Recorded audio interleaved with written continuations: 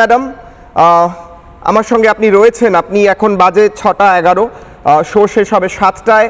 আপনার বাড়ি যেতে 8টা বাজবে কিংবা আরও একটু লেট হয়ে যেতে পারে। আপনাকে অ্যালাউ করা হয়েছে বেরোতে?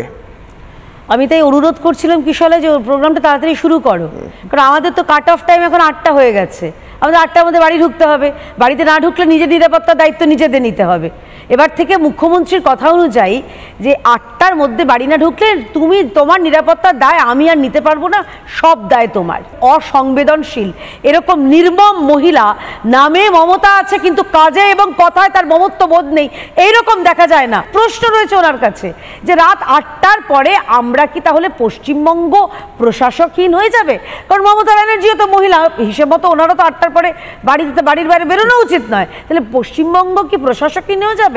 যারা ওই ডাক্তার রয়েছে, মাঝ রাস্তায় অপারেশন করতে না 8টা বেজে গেছে, সিন্ড্রেলার মতন বেজে গেছে, পেশেন্ট অর্ধেক মরুক বাঁচুক আমরা চলে যাই।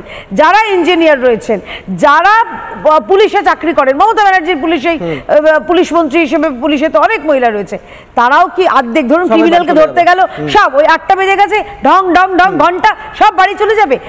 এই রকম অসংবেদনশীল মন্তব্য ঘোর বিরোধিতা করছি। এত অপদার্থ আমি আরো একবার মন্তব্যটা শোনাই, আমার পিসিআর থেকে বলা